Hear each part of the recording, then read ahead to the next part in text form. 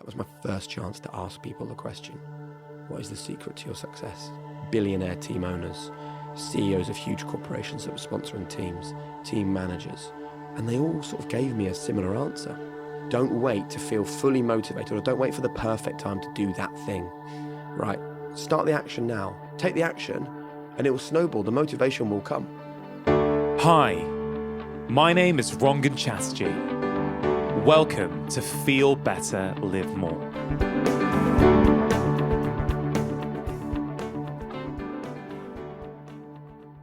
I want to start by asking you a question.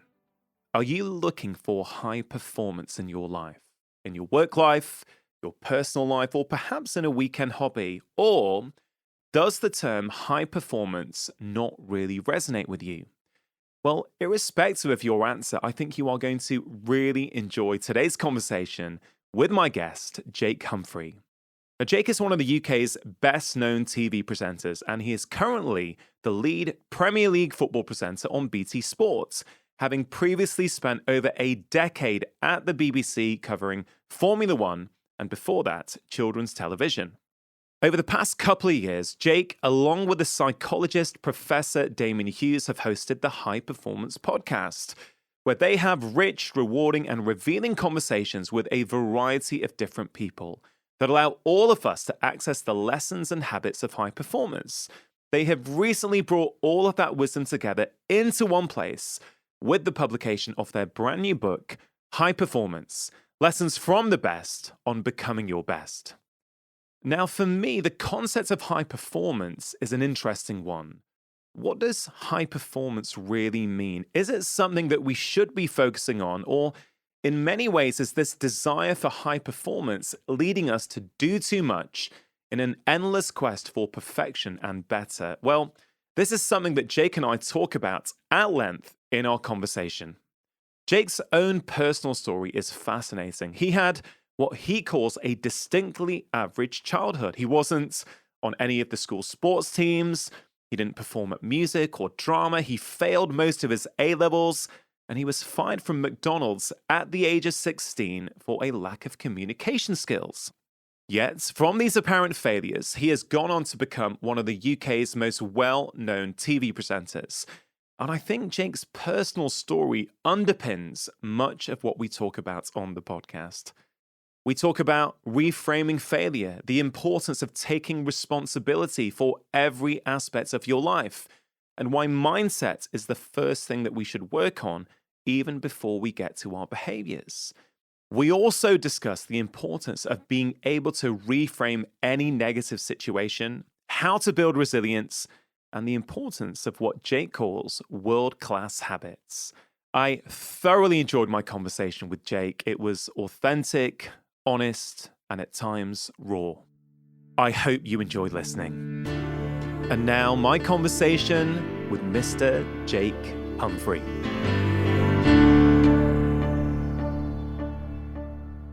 Welcome to the podcast, Jake. Thank you very much for having me. It's a pleasure to be here. We've been looking forward to this. How you doing? Yeah, really looking forward to this. You know, I'm a long-term listener of yours, and unlike you, I'm a relative beginner in the podcast space, and it was podcasts like yours that I listened to and really felt impacted by that inspired me to do my own podcast. So can I just actually start by saying thanks? Oh, mate, I really appreciate you sharing that. That's super nice to hear, because I also heard, other podcasts around the world which inspired me to take this up, and I think, like you, completely love this medium. Yeah, well, I just find that it's totally different to me because I've spent my life, and we'll talk about how it all happened really, as a TV presenter. And that is great, and I love it, and I love the thrill and the sort of the challenge of making television programs. But actually creating high performance for the first time has given me a life where I feel genuine purpose. Like I actually feel for the first time useful. And I was so close to not doing it because I knew I had this message I wanted to share with people about how you can change your life just by very simple, world-class basics, not hard stuff, simple everyday stuff. But I thought there's so many podcasts and they're so good. I'm not going to be able to have an impact in that world. And it was two things, listening to yours. And I remember sharing them with my wife in the car saying, you've got to listen to this, man. This is like a doctor from Manchester talking to these amazing people. And I was like taking on board all of the things you were talking about. And the other thing was a phone call to Fern Cotton, who obviously has created the behemoth that is Happy Place. And it was her that said to me, it's the greatest thing you will ever do. Just give it a go and see. And here we are now. High Performance is almost 2 years old, and it's everything I hoped for and an awful lot more. So thanks for having me on. It's so nice to meet you for the first time. Yeah, for sure. High performance. Yeah. Right. It's an interesting concept. Yeah. So I thought, before we get into the nitty gritty of how we can get that in our lives, I thought it'd be worth really trying to understand, what do you mean when you say high performance? I think when I talk about high performance, and if I'm really, thinking about it on the hoof right now, the word that comes in my head is control. But then I struggle with that word as well, because the whole conversation we have on high performance is not about control. It's about growth, and it's about exploration, and it's about seeing what is out there. But so when I say control, what I really mean is an understanding that you must get a feeling of being in control of your life. So I think that in life, 95, possibly more, 95, 96% of what happens in your life is down to how you react to the things that happen to you. And the other 4 or 5% are those things that happen. So if we can control the way that we react to the things that are going to come our way, because illness is going to come our way, either to ourselves or to our family. You are going to have difficult relationships. You are going to have hard years. There will be people right now listening to this in the car or on their commute or sitting at home thinking life is hard at the moment. That is going to happen for all of us. And it's a difficult concept to understand. But if we can get our heads into a place where we know that it might not be our fault, but it is still our responsibility, I think that's where the growth is. So it's the control is, I need to take control of my mindset. The growth comes from taking that control. Loads of things will happen to us. But if you can distinguish fault from responsibility, then you take control, then you can grow, then you can find happiness. Yeah, that word control, I think, is fascinating. And it's a word that I've wrestled with myself over the past 6 or 9 months. I've been writing for my next book about happiness, and I've come up with this new concept called core happiness. There's 3 components of it. One of them is control. I've been chatting with mates about it, who says, mate, control inherently is, we can't control the world. I said, yeah, but it's not about us being able to control the world. It's about recognizing that the world is inherently uncontrollable. Yep. But as you say, it's about giving us that feeling, that sense of control over our lives, even though actually we can't. For me, it's about that sense of control. And it's such a hard thing to say to someone who's unhappy, that happiness is a choice. It's so hard to say to someone who feels unsuccessful, success is a choice. But even if I'm wrong, right? Even if me believing that doing all the right things will take me to a place of happiness, right? I might be wrong. I might still be unhappy in a few years' time, for example, right? But what is the point at this stage thinking, well, happiness is out of my reach. I can't possibly go. So 100% responsibility.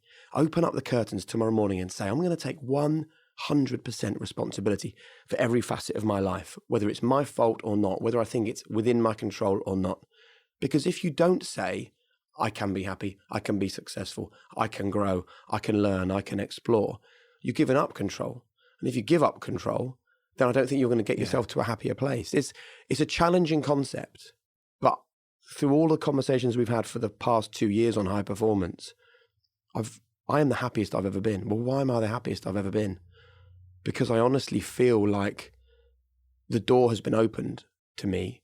I've seen the light that bad stuff has happened.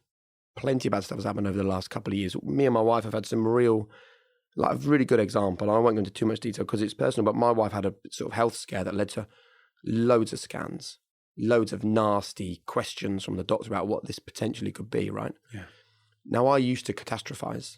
When I was a young kid, my mum would take the dog for a walk, and if she was more than half an hour, I wouldn't think, oh, mum's a bit late. I would think, what if my mum's had a heart attack? What if she's been attacked? What if she's lying there? I need to go out and find her. And I used to have to try and control my brain and say, listen, that's probably not happened, right? And I've taken that through my life. So one of my kids says, I've got a stomachache. In my head, oh, it's not a stomachache. It's the beginnings of some horrendous childhood illness. And I see 20 steps ahead and I'm catastrophizing. So then through doing this podcast, Harriet gets this news from the doctor, we're going to have to do a few little tests and things. I was able for the first time to control that catastrophizing and say to myself, right, I'm going to give this a score. If we give all the elements of our life a score of likelihood, we'll soon realize that actually the likelihood score I gave that this was going to be really bad, devastating news for her and our family was a 1 out of 10 because she's young and she's fit and she's healthy, and thankfully it was okay. If I go, what are the chances that, I'm going to have a great week, or I'm going to have a lovely meal with my kids, or that I'm going to cuddle my wife at the end of the day, or that me and you are going to get together here and have a really fun conversation and I'm going to make a new friend? Well, I can give most of those a 10.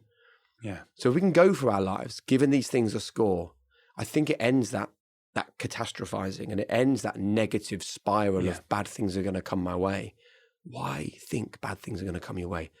Let's be positive and just see where that takes us. Let's explore a positive mindset. And I think it becomes a habit. Thinking positively will eventually become a habit.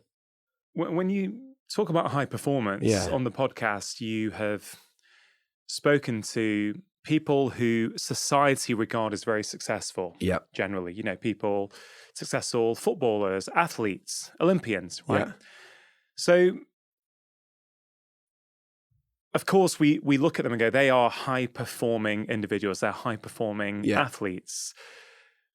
But for someone who's listening to this right now and struggling maybe with the concepts of high performance, say, well, I get that, but I don't want to be an Olympian. I don't want to win the FA Cup, right? And they might say to you, I hear you, Jake, saying you're the happiest you've ever been, but you're a successful football presenter, Formula One presenter, sports presenter, you are super well known. They might say your definition of high performance is not relevant for me. What would you say to them? I would say that I struggle with exactly the same question. And I sit here now and I hear you say that, and I think maybe my podcast shouldn't be called High Performance. Maybe my podcast should be called High Happiness, because actually all that our podcast is looking to do is to unlock the secrets that other people have found for achieving happiness. Now, here's the twist, right? We get high performance individuals with us who are not high happiness individuals. Now, they can give us amazing information about how to live our lives, and I would describe a lot of what they do as world-class basics. And that's the great thing. You tune into the actor Matthew McConaughey, who joined us, or Gareth Southgate, the England boss. And one of my highlights was when he came on and said, your podcast got me through lockdown. And I'm thinking, hold on, you're the England boss. How is that possible? And a whole myriad of other people that have joined us, entrepreneurs and artists. They are not doing things that none of us can do. Of course, if you're a top-level footballer or you're an amazing actor and you've got an innate skill set, but their happiness doesn't come from those things. Their happiness comes from the learned behavior of having a positive outlook. Because I think the reason why they are where they are is because they do think positively. They do believe that great things are going to happen. They do have this belief that they're going to win the next role or win the next match. So all I'm really saying is, focus on world-class basics. Focus on trying to find the good stuff in every single day. Focus on waking up in the morning and making sure that you make your bed. Making sure the first thing that you say to your kids is something positive. That boss that you've had a long-term issue with for ages and you haven't dared to broach the subject, go and have that conversation with them. Go and communicate with people. Yeah. Say good stuff and see if good stuff comes back to you. Chuck a smile the way of everybody you meet. Ask a question of everybody you meet, because everyone knows something that you don't know. Yeah. Have these really simple ways of trying to bring happiness and positivity into your life. And I do believe that you will live a happier life. But please don't think that the end destination is where the happiness lies. And that's why I love talking to high achieving people, because when you say, were you happier for winning a Champions League? Were you happier for winning a Premier League? Were you happier for winning an Oscar? Every single time the answer is no. Yeah. And what's that sort of trite phrase that gets thrown around, life's about the journey, not the destination. But the very fact that you and I are sitting here and having this conversation and that someone is listening to this, right, is basically a miracle. I mean, you're far more educated and brighter than me. I don't know what the chances are that that particular sperm makes it to that egg, and millions to one. And then you go through all of the challenges of growing as a fetus. Then you go through all that difficult stuff when you're young and you could get some illness. And how many times have you crossed the road and you haven't been hit by a car? And you get to this point where we're all here. That is a miracle. Every single one of us. It's a miracle to be here right now. So I think it's really important we realize that you can't suspend happiness until you get that job, or until you've got no Yeah. stresses or no worries, or until you and your long-term partner get on better, or until you and your best friend who haven't spoken for 5 years finally make up. You just need to find the happiness now. And I'm not saying it's easy, and I'm not saying Yeah. it's simple. I'm not saying life isn't full of challenges, but please don't think successful people are happier than everybody else. They're not. Quite often, it's actually the opposite. And they need to, in my experience, often get the success to realize, oh, this is what I've been chasing my entire life. I got it.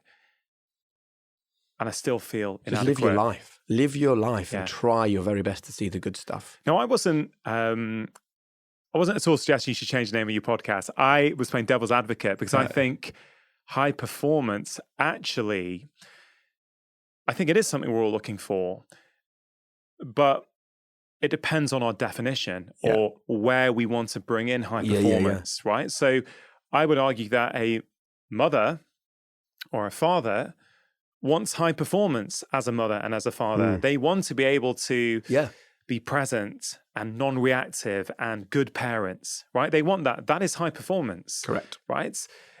You've touched on a really good point. You've spoken to these incredibly successful individuals who often know how to be successful, but potentially don't know how to be happy. Yep. And when I think of that, I think of Tiger Woods. Right, Tiger Woods is someone who, I've always, as a kid, put on a pedestal. I probably never would have been interested in golf had someone like Tiger not existed. That's the truth. It's not something that my family did. It's not something that my sort of network did growing up. But because of Tiger, it's like, oh my God, I'm interested now in playing golf. And I find his story so incredibly fascinating because he's someone who's had all the success in the world. Of course, there have been problems in his personal life over the last 10 years or so have been very public. And I think when you understand his whole life story and his childhood, you think, of course, it was only a matter of time. He was going to blow up at some point. I spoke about that a little bit with Ryan Holiday on this podcast about a year ago. I love Ryan Holiday. Oh, he's great. And I have that every morning on the way to school for the kids, the Daily Stoic. Do you? I see them go, oh, Dad, not again. It's kids. Sounds like my kids. It's 4 minutes, and we just need to listen to this and understand, that there's a lot you can think about. And what I find interesting about Tiger is that he had all the success. Yeah. But arguably, and I'm not Tiger, and I'm not inside his brain, so I don't know how he feels, but it doesn't appear as though he was happy. Whereas when he won the Masters about 2 or 3 years ago, the interviews he gave then were so incredible for me because it wasn't this sheen of, I'm not letting you in, I'm just focused on the win, I'm just focused on being number one. It was softer. He was more embracing of his frailty and his problems. And so I think this clash between success and happiness is super interesting. So from your experience then of talking to so many high-performing individuals, do you get a sense that a lot of them weren't happy or they needed the success to teach them what happiness really is? The ones that are really happy have separated the public image we see from the person. So I'll give you 2 great examples. We were joined by Hector Bellerin, who's an Arsenal defender. And he's on loan now back in Spain. But he was one of the most talented and gifted young footballers that this country's ever seen playing in the Premier League for Arsenal. And he came on the podcast and he spoke to us. And this resonated so strongly with me. He said, you need to live your life like a candle. He said, for too many years, I would be a candle. And if I played well and the manager picked me, and my teammates embraced me for scoring a goal, and my social media was full of people telling me that I'm brilliant, and I walk down the street and people are shouting, hey, Hector, great goal you scored at the weekend, brilliant. My flame grows, and I feel great, and I feel brilliant. Well, if the flame grows, and I feel brilliant, and I feel wonderful because of outside influences into my brain and into my own mindset, how do I feel when I get dropped? And the manager is focusing on the 11 players that are playing and he doesn't speak to me. And my teammates are talking about how they're going to approach the game on Saturday and I'm not part of that conversation. And I go on my Instagram and I've got people chucking me messages telling me that I'm useless. How do I then feel? Well, if I allow the flame to grow and if I get high on my own supply, I call it, when life is good, by default, I have to go the other way when things are bad and the flame has to dim. And I know there'll be people listening to this going, I feel so great when the kids are in good form and my job is going well and the house is clean and tidy and I've bought and wrapped my Christmas presents. That's great. But none of those things should determine your sense of self-worth. You should be, as Hector Barron told us, like a candle. Your flame has to be steady. You have to believe in yourself, know yourself, understand that all these things can happen around you, but not being impacted by them is key. And Johnny Wilkinson, who won the Rugby World Cup, he came on and he dropped one of the most remarkable things I've ever heard. And I was so confused when he said it. He said, the thing is, obviously you won the Rugby World Cup. And for me, winning the Rugby World Cup was as important as doing the washing up. Yeah, I want to talk about this. I'd actually circled that because I think that is a beautiful example that illustrates this.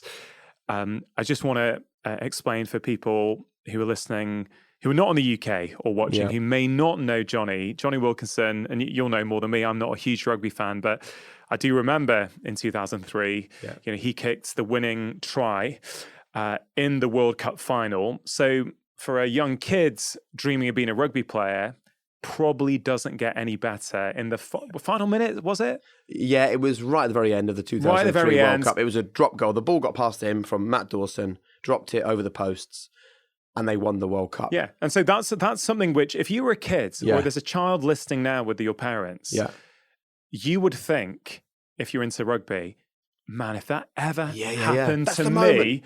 There's the moment. And you say to your kids, come on, you can play for England. But then also we get tricked into thinking, if you're a young sports person or a young whatever listening to this, when I get there, I'll be happy.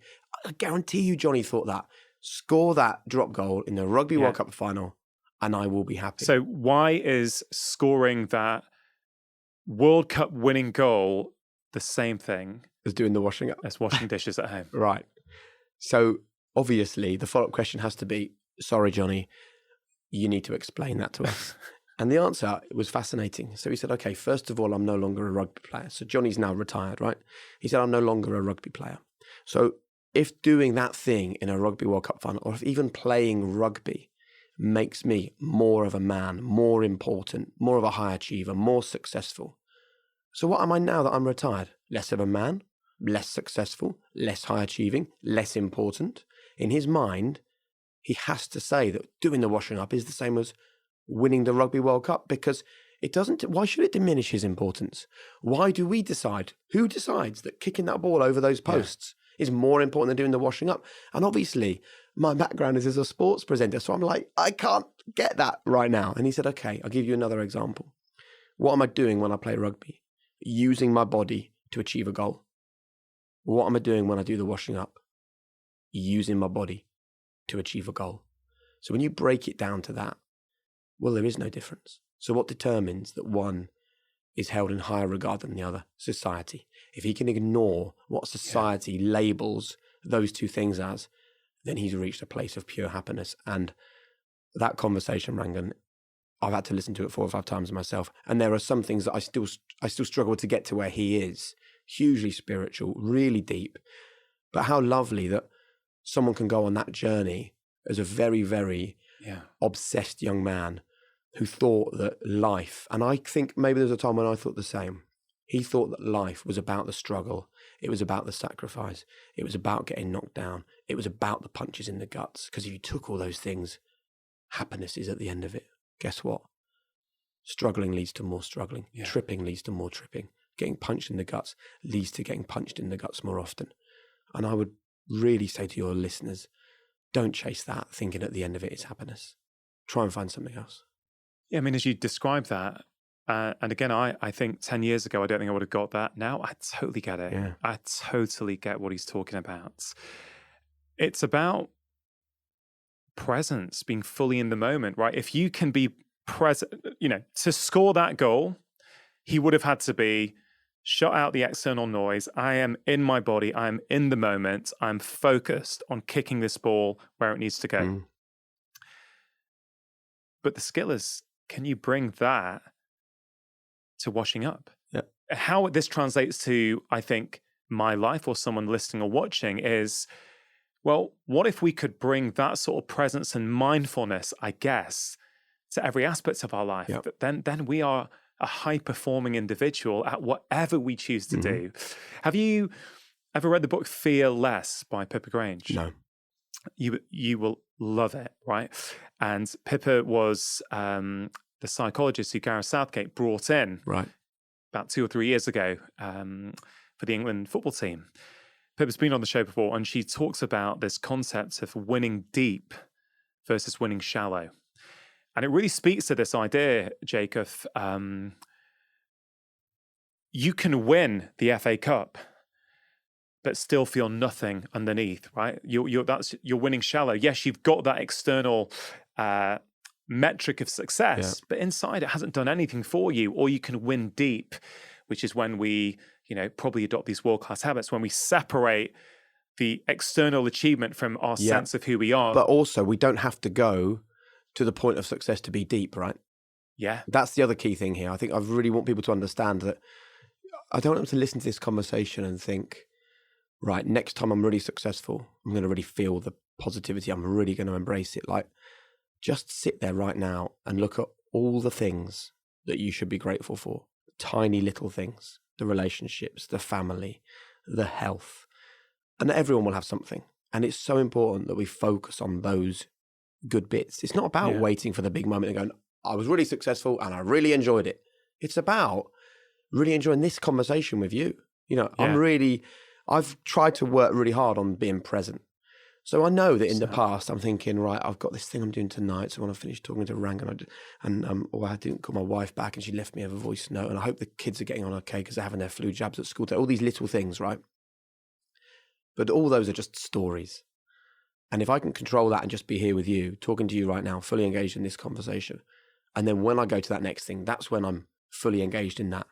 It's so rewarding because you go so much, like, life just feels so much richer. Yeah. And it gives you that conversation about control that we spoke about at the beginning.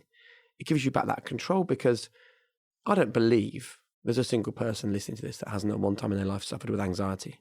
I mean, I had a real issue at one point in my life. And the thing that really helped me was the lady I spoke to said, you do realize that your issue at the moment is like you're writing a story in your brain and then choosing to believe the story. How about you rewrite that story to be a positive one and then believe that one? Why shouldn't we write positive stories for ourselves and believe those stories? Why shouldn't we think something great is around the corner? Why does our brain trick us all the time? Like, life's hard enough. Don't punch yourself in the gut all the time. Don't kick yourself in the balls every opportunity. There's enough of that going to go on anyway. If we can just try and get ourselves into a space of really believing that there's good stuff around the corner. Again, if you're wrong,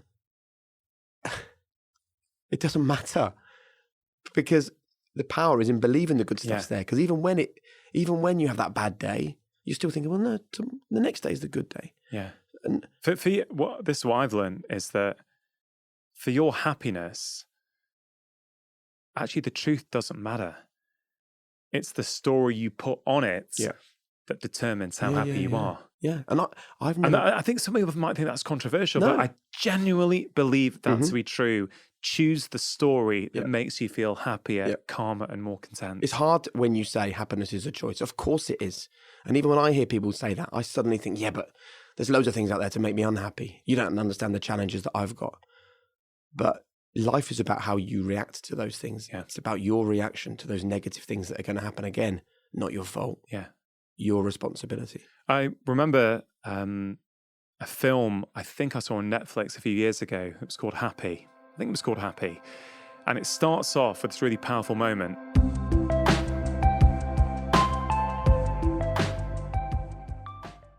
Vivo Barefoot are one of the sponsors of today's show. Now, I am a huge fan of Vivo Barefoot shoes and have been wearing them for over a decade now, well before they started supporting this podcast.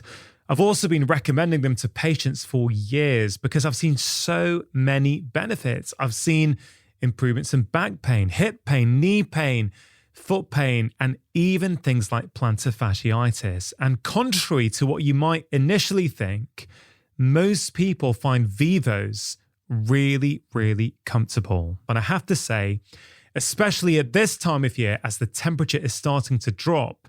Their winter boots are absolutely fantastic, and I myself am really enjoying wearing their brand new Gobi Warmlined winter boots. Now, as well as adults, I think they are a fantastic option for children. And I really hope that in the future, more and more children start wearing barefoot shoes like Vivos, as I think this can prevent many downstream problems in the body later on in life. And remember, whether for your children or yourself, if you've never tried Vivos before, it's completely risk-free to do so, as they offer a 100-day trial for new customers. So if you're not happy, you just send them back for a full refund. If you go to vivobarefoot.com/live more, they are giving 20% off as a one-time code to all of my podcast listeners. Terms and conditions do apply.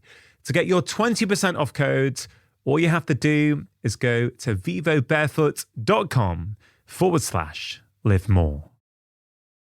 Today's bite-sized episode is sponsored by AG1, one of the most nutrient-dense whole food supplements that I've come across, and I myself have been drinking it regularly for over 5 years. It contains vitamins, minerals, probiotics, prebiotics, digestive enzymes, and so much more, and can help with energy, focus, gut health, digestion, and support a healthy immune system. For the month of April only, AG1 are offering a free morning person hat, bottle of vitamin D, and 5 free AG1 travel packs with your first subscription. Just go to drinkag1.com/live more to unlock this exclusive offer and get started on your journey to better health today.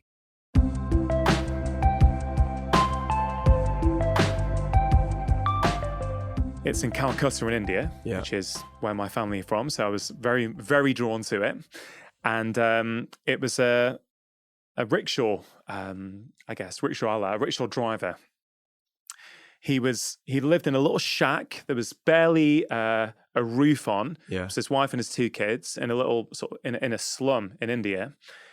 And, he'd wave to his kids and his wife, and he'd go off at like 5:30 in the morning, pulling his rickshaw barefoot. He'd go to the city and, taxi people around all day. And then he'd come back, and they filmed him coming back. And he said something like, "This is the best moment of the day. I come back, I see my son smiling at me, I see my family, and I realize that I am the luckiest man on the planet." Yep. And it just hit me, and Isn't I it thought, brilliant? okay, wow, this guy doesn't have anything compared to what most of us, clearly not everyone, but most of us have in the West. Yet he was able to put a story on his life that actually that's happiness. And I think we have to be super conscious that some people, are going through a really tough time, right? They may not have much money. It may be hard to buy food or put a roof over their heads. And of course, that plays a difference. I don't think any of us are trying to downplay that. No. But what I get from your book and the podcast, Jake, is that whatever happens, even in those difficult situations, you've still got a choice, haven't you, in terms of what Correct. story you put on it? Yeah. It just reminds me of a phrase which I've often thought about, which is that just because something's hard for me doesn't mean it's bad for me. And if I sort of look back on my route to sitting here with you in this room now, I was badly bullied when I started at high school. We moved house just at the wrong time, and all the friendship groups had been formed. And it just didn't work for me at that school. Yeah. And it was really crap, right? So my parents moved schools for me. And then life was great. I enjoyed my new school, but I was not cut out for school. It wasn't the thing for me. And I failed my A-levels. I got an E, an N, and a U for my A-levels. That was really embarrassing because my mum was a teacher at the school, and she had to hold her chin up in the staff room the following day with everyone knowing that the son of one of the teachers was an abject failure. And in between those 2 points, I got fired from McDonald's for a lack of communication skills. And you take things on the chin when you're 18 or whatever, but that is also embarrassing to come home and say to your parents, I've just been told I'm fired. Like, your parents are obviously now, you don't see it really at the time, but now as a parent, I'm looking thinking, what must my mum and dad have thought? Actually, they wouldn't have said it, but they would have thought, our son's been fired from a fast food restaurant for not being able to communicate properly. What's happening here? And then the toughest thing of all was during the A-levels, my grandma committed suicide. And that was really hard because your grandparents don't do that, right? They're just like, you imagine that your grandparents are stable and solid and they've lived their lives, and that's great. So all of those things happened. And I know there are far worse things that can happen to someone. But I now know that those things were horrible and they were hard, but they actually weren't necessarily bad, because the resilience that creates means that, like my grandma Ina, 20 years later, when I look at social media and someone's calling me a bellend for the way I've presented a football match, tragically, the act that she committed with the resilience that gave me, I can look at that and think, there's far more important things in this life than whether you think I'm good at presenting football matches or not. And all of our lives are full of those things. So I totally understand what you say when people are going through hard times. But it is about trying to find the good stuff and trying to find the light and realizing that, being bullied, being sacked, a family trauma, a school disaster. No, there is a positive route out of those things. And I think, I hadn't really considered this before I sat down talking to you, actually. But you and I spoke before we came out, and we were with big smiles on our faces talking about the joy of podcasting, right? And we both used the same word, purpose, that real sense of purpose. And I think actually now I consider it, my grandma killed herself because my granddad was in a wheelchair and she was his carer and he died. She lost her purpose, basically. Yeah. And I think finding purpose is probably the key for happiness for everyone, actually. Sorry to hear about what happened to you. That must have been incredibly... Yeah, well, it was a long time ago. I was just a teenager, but it doesn't leave you, man. Doesn't leave you, no. Yeah. It's a powerful story. Thank you. I didn't expect to go there, actually. Well... But it's interesting, isn't it, that, all these years later, you try and chase purpose in your life and you try and just desperately have conversations like this or write books like that or have a podcast because you just are desperate for people to realize that happiness and purpose and fulfillment is something that they should be looking for. And then you kind of manage to trace it back a long way.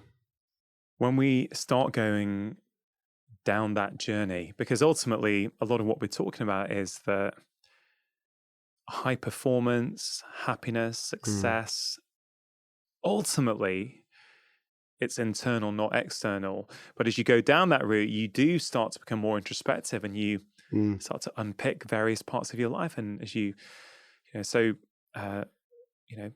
vulnerably just shared what happened with your grandparents, that must have been, and clearly still is, something that is tricky to deal with. Yeah. But I just, how you assume your grandparents have got things sorted. Yeah. Like I know that my kids will look at, they're lucky to have all 4 grandparents still, and they will look at them and think, well, they're always at home. They put a pound in our hand when we leave their house. They cook great food. They have time for us. So that's a difficult one to get your head around when it's a grandparent. Yeah, no, for sure. Now, you have described your childhood before as distinctly average. Yeah. And I'm fascinated with,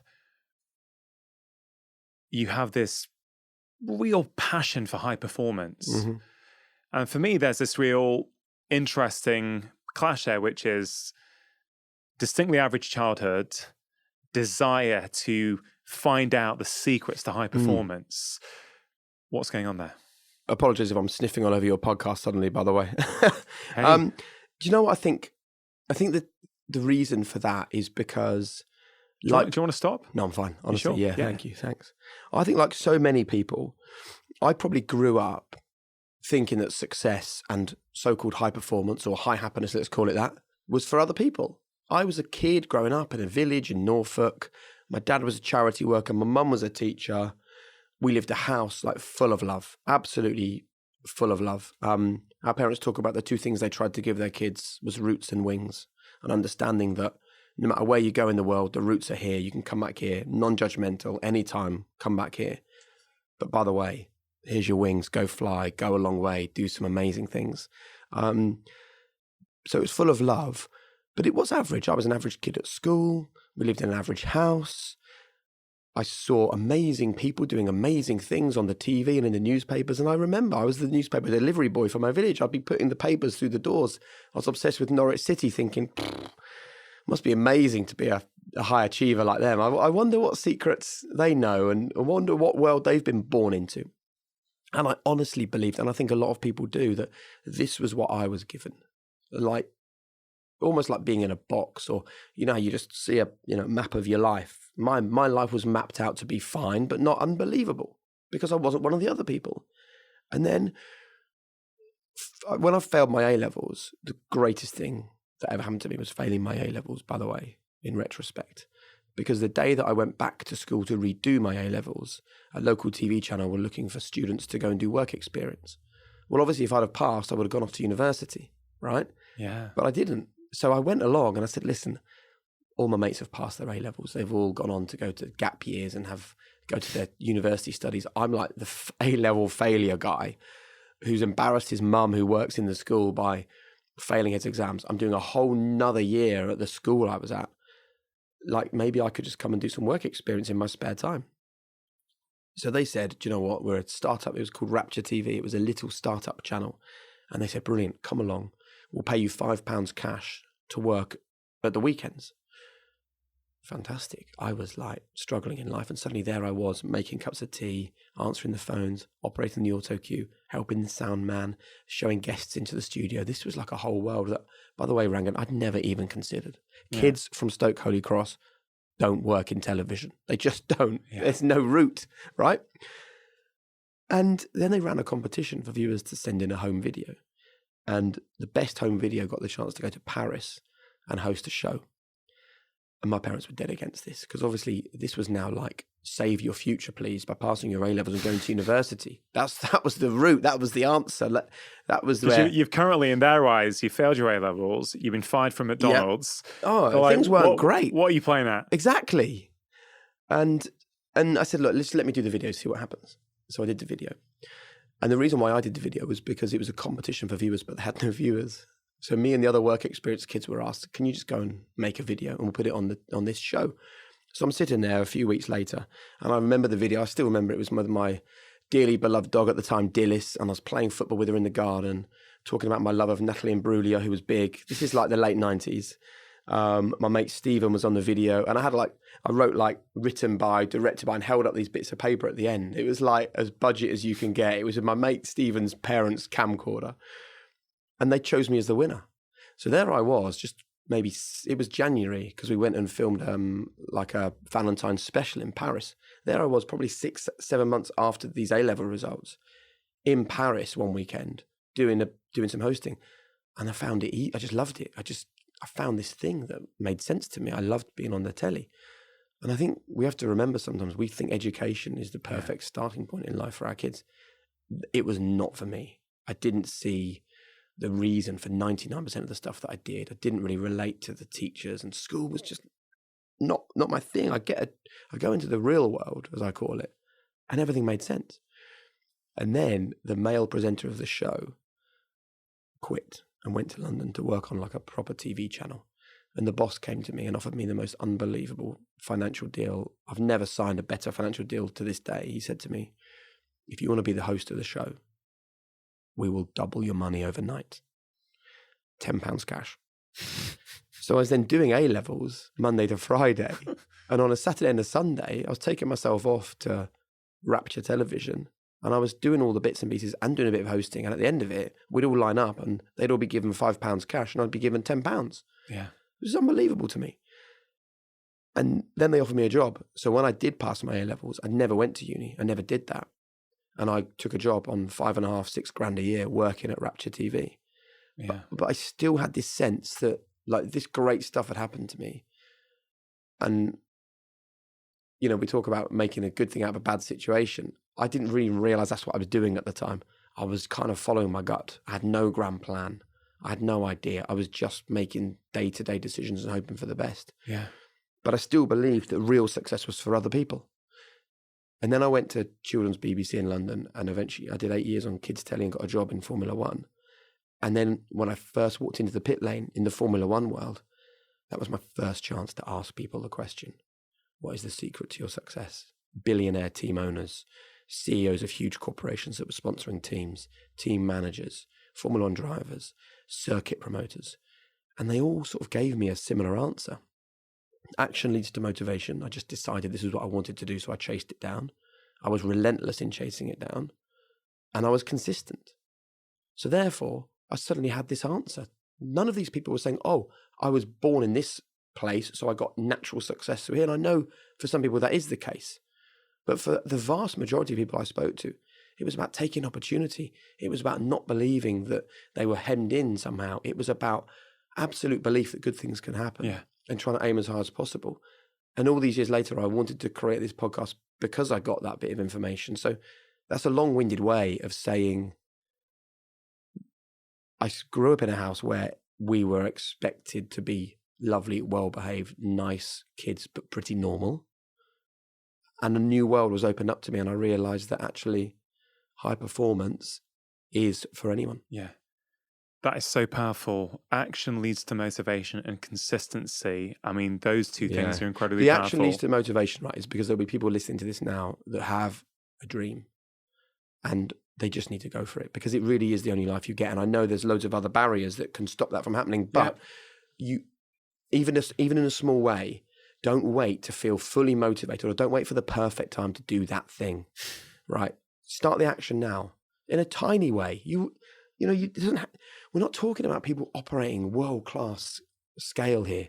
We're talking about people just doing little things that gets them a bit closer to their own happiness. Yeah. But please don't wait for the motivation to do that. Take the action and it will snowball. The motivation will come.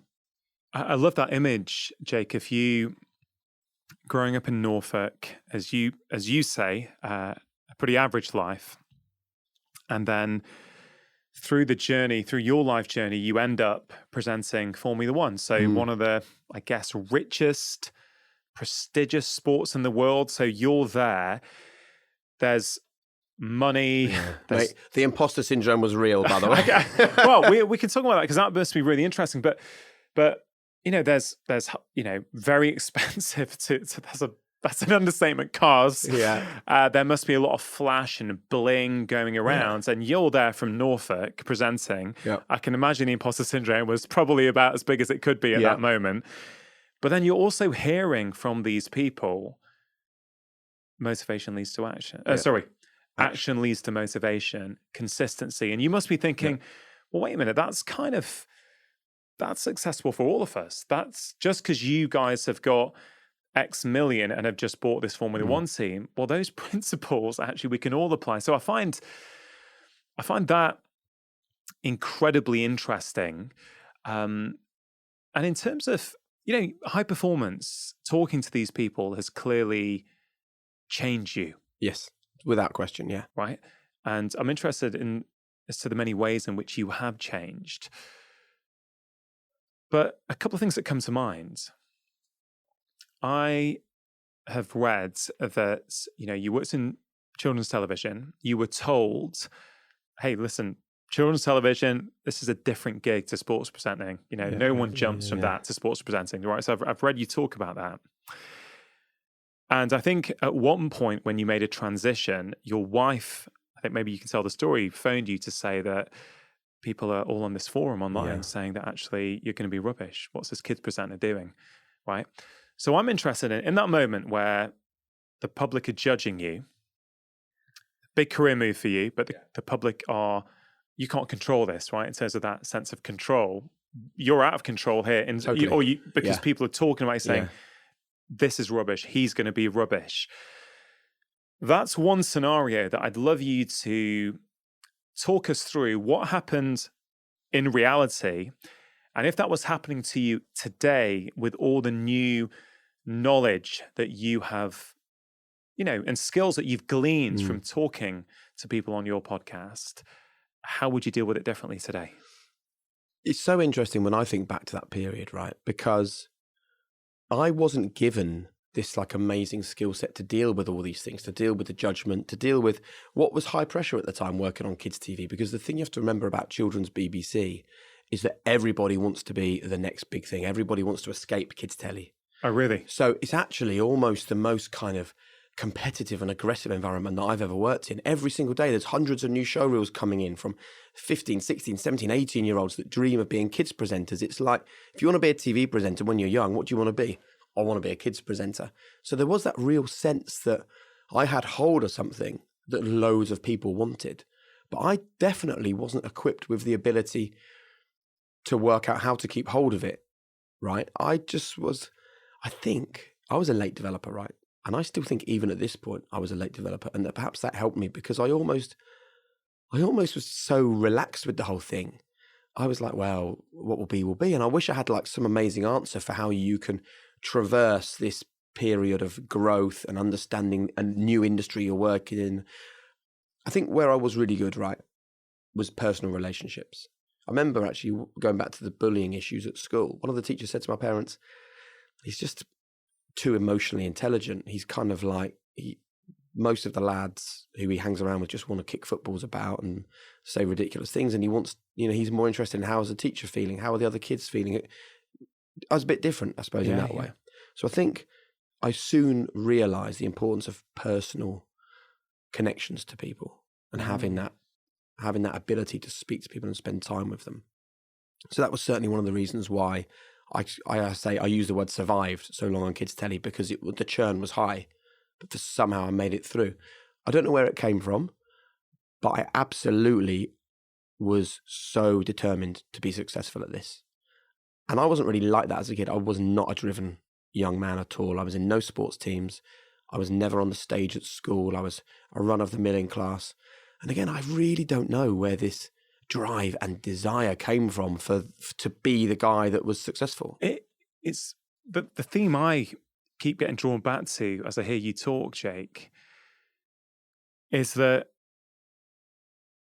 we could say you weren't driven at school, but maybe it was because school didn't stimulate you. It didn't have the thing that you would be driven at. Because I just think how many kids out there are struggling in school. They just don't like maybe the conformist nature of it, the rigid rules that are there in many schools.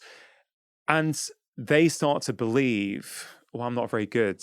Like, I'm not very good in life. You call yourself average. Well, maybe you didn't have an average childhood. Maybe you had a world-class childhood that prepared you to be a world-class sports presenter, right? It's the framing. It's a really nice way of looking at it, actually, yeah. I've never even considered that, though. Because, again, even with all the things I've done and the people I've spoken to, I still put things in a box, don't I? We all do. I still see the world in the way I saw the world at that time. Yeah. I've never even considered that my youth was world-class in any respect. Never even thought about it.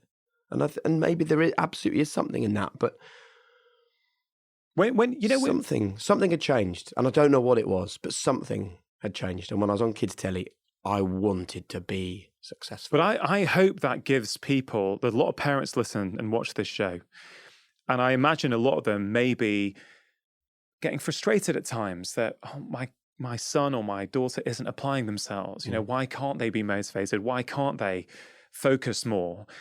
And again, I'm not trying to tell people how to parent, right? Everyone's got the right to do that the way they choose, but it's more about just offering a possibility that maybe the right thing hasn't come across them yet. And then speaking about your podcast, then,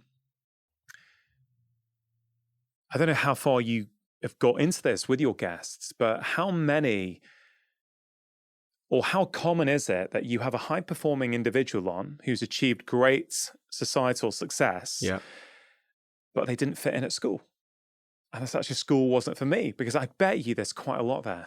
I'll tell you what we do find an awful lot of is that almost every single one of our real high-performing guests have had some kind of a trauma. So whether it's Dame Kelly Holmes, who was self-harming in the run-up to being a double Olympic champion, whether it's Tom Daley, who lost his dad to a brain tumour when he was young, whether it's Ant Middleton, whose father died out of the blue when he was a young guy. There is a well-known phrase in the psychology world, and you've probably heard it as well, which is that trauma leads to triumph. So why does trauma lead to triumph?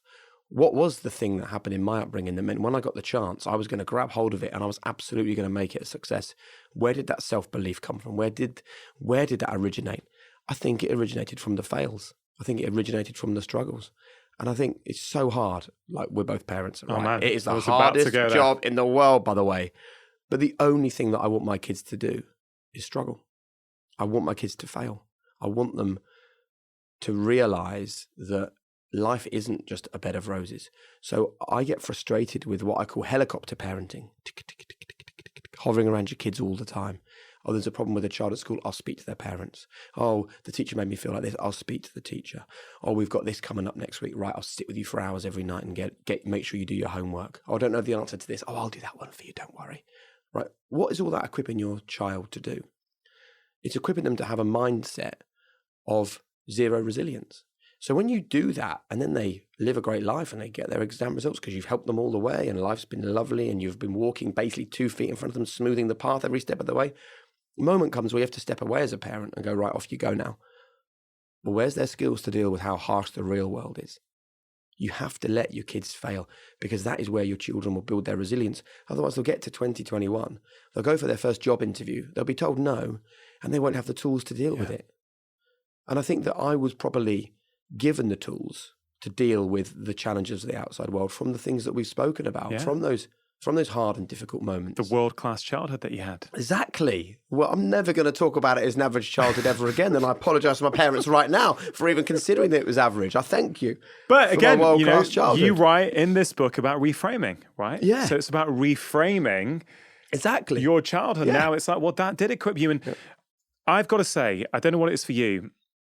As a parent myself, one of the hardest things I find, certainly, is I know that my biggest learnings in life have come from failures or things that went wrong or things where I felt really bad afterwards. Right? That is ultimately what has made me resilient and taught me all these important life skills. But it's the hardest thing in the world to But let as a parent, I know exactly what you're going to say. I want to Yeah. protect my kids from I do that. all the time. I have to check myself all the time. Yeah. It's very difficult. It's very hard because you don't want them to go through what you went through. You want to soften it for them, right? But I lie in bed sometimes thinking about this, thinking, what's the sweet spot here where I can, and of course that's overthinking because you have to just trust sometimes and allow them to fail. But I think what you're speaking to is a big problem. It's difficult. It's so difficult because I have the same thing with, I speak to Harriet a lot about Florence and Sebastian and letting them fail and letting them struggle. And she naturally goes to, but that really affects their confidence. I don't want a child that thinks they can't do stuff. I want them to believe they can do anything. But then it comes back to, hopefully there's no, especially young people listen to this. If there are, feel free to just pause it or close their ears off for a second. It comes back to this Father Christmas syndrome, right? That Sir Chris Hoy spoke about on our podcast.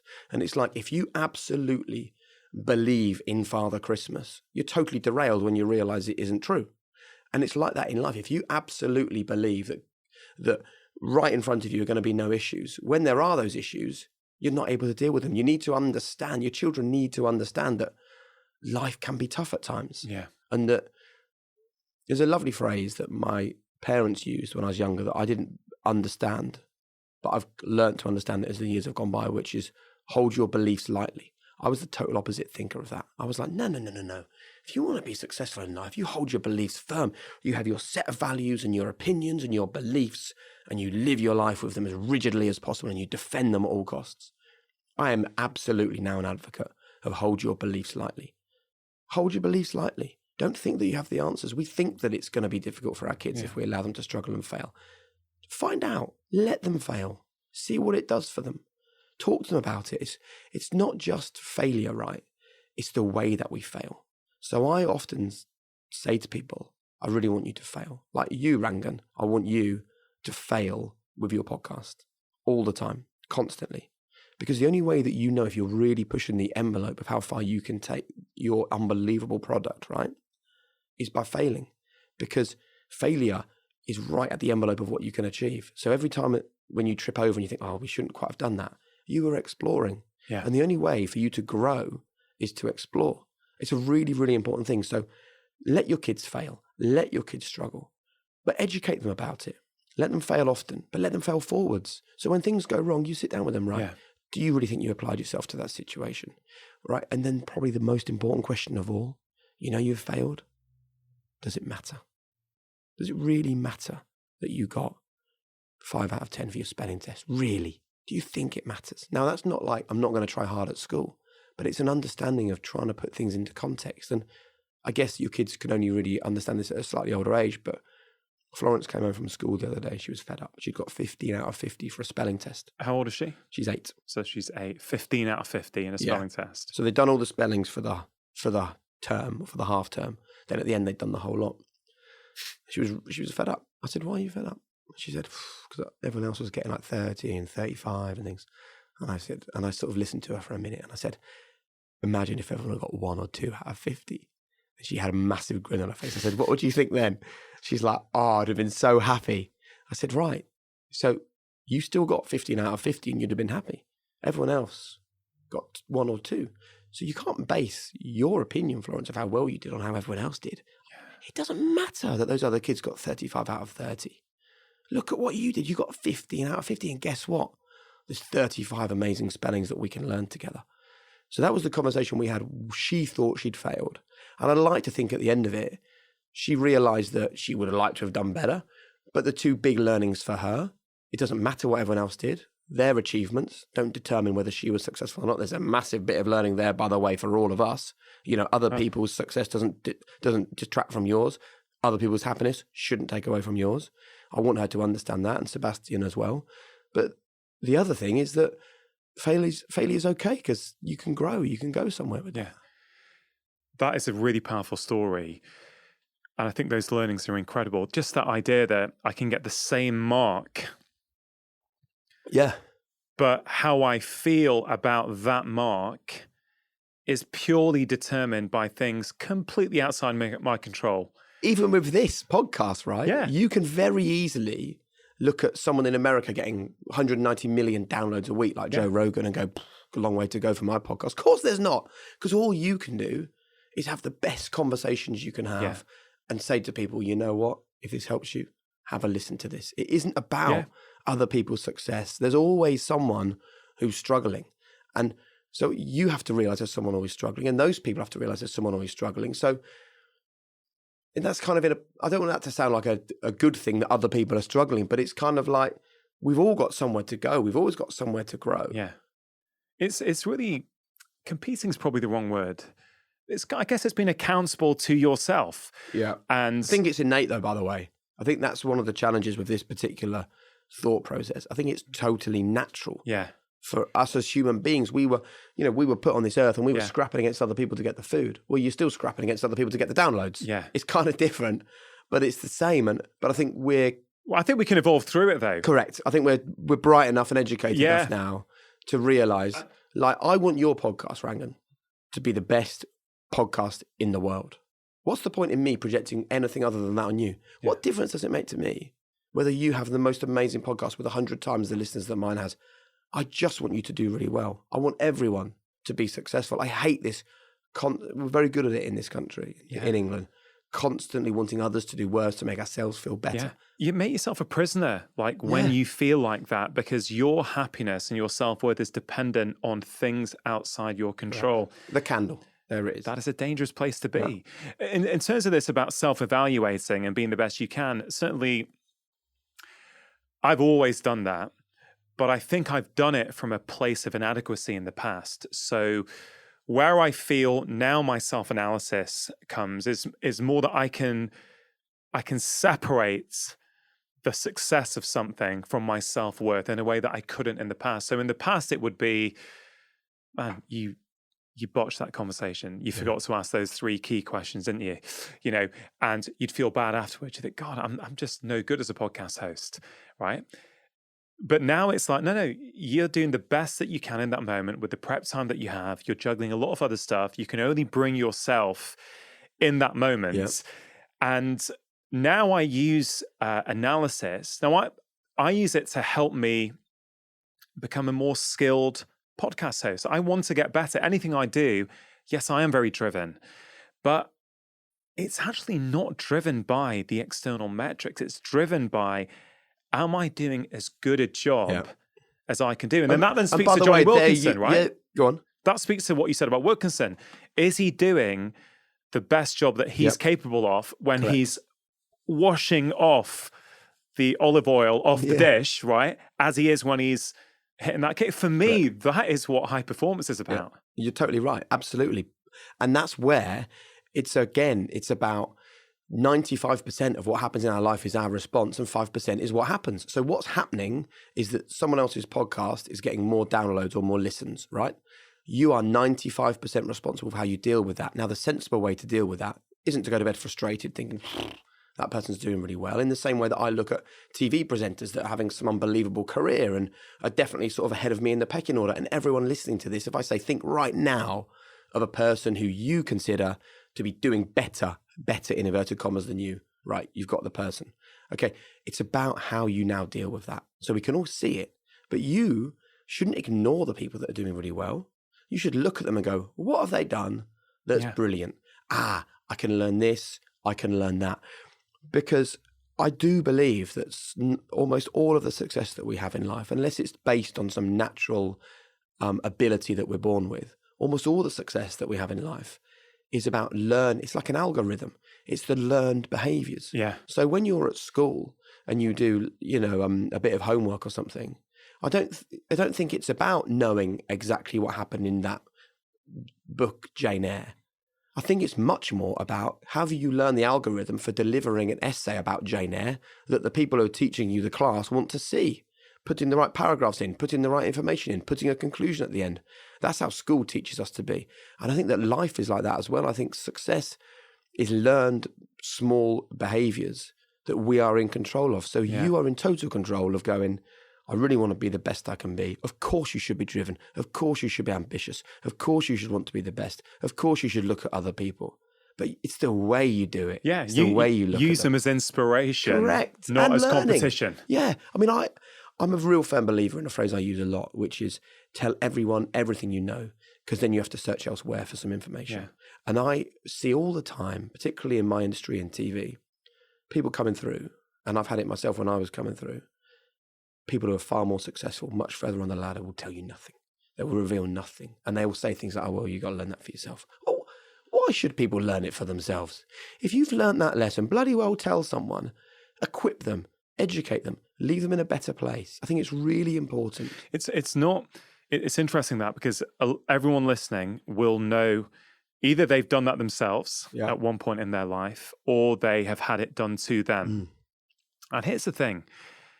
The way I see it is in the short term, sure, that person who's withholding that information from you might feel as though I'm keeping Jake down a little bit so I can keep my share at the table here. But what that's doing to them internally, it's starting to corrode them like acid on the inside.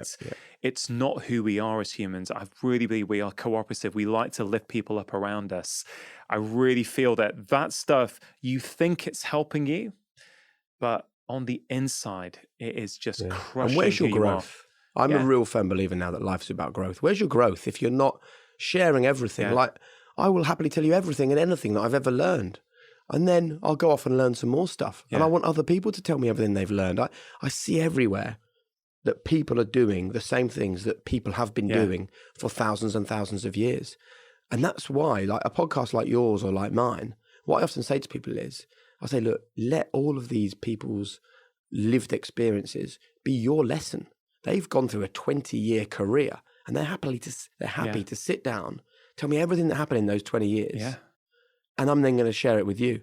So distill that 20 years into 1 hour, learn from them and be a better person for it. That's all that these conversations are. It feels great. I'm super lucky that this podcast has proven to be as popular as it has, and have all kinds of people, including you, asking for, advice on, the mechanics of a podcast. How do you make it work? So the first thing, when we spoke on the first time, you probably remember me peppering you with ridiculous questions about how you've done it all. But it comes back to, I know you know loads of stuff I don't know. I mean, you're a doctor for a start, right? Well, and that's why I have a professor with me on my podcast. Because I tell you, actually, the truth is, when I first came up with the idea for high performance, I did have a real fear. And even now when I talk about it, it was probably a stupid fear because I now realise that through my conversations, other people's opinions should count for nothing.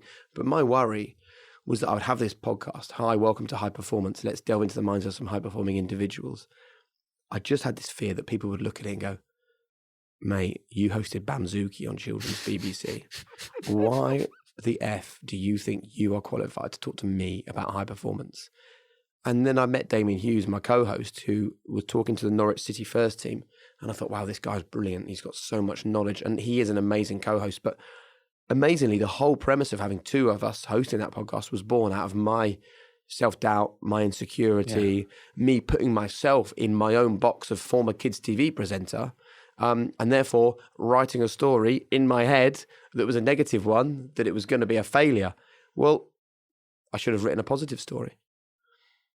We've all had that at times, haven't we? And we still do. Like, you never heads. This journey, by the way, is never ending. Okay. Yeah, for sure. You know the right things. You've written about them, but it's not as if knowing it means you can apply it every single day. It's a constant reminder, isn't it? That, I am happier when I apply these principles. So what I love about the framework that you've given for high performance is you've gone from mindset to behaviors to teams. And we won't be able to talk about it all. But one of the first things that stood out to me, and it's probably because I'm in complete agreement, is you put something that high performance starts with a high performance mindset. Yeah. Right. So mindset comes before behaviors in the framework that you and Damien have created. Yeah. Right. Why?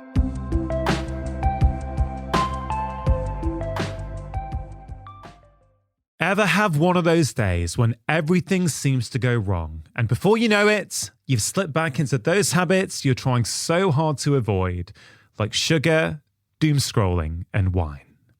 When it comes to making changes in our lives that actually last, most people think the solution is to try harder, but this is simply not the case.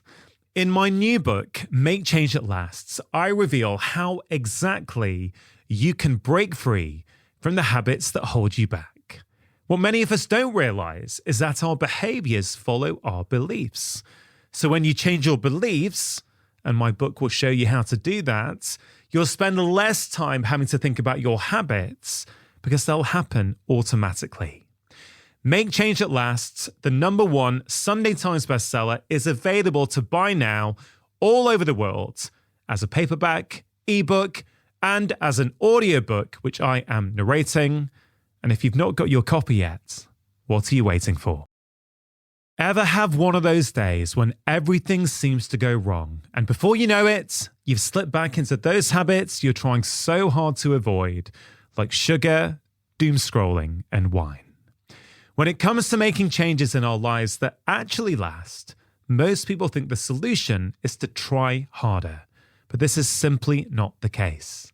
In my new book, Make Change That Lasts, I reveal how exactly you can break free from the habits that hold you back.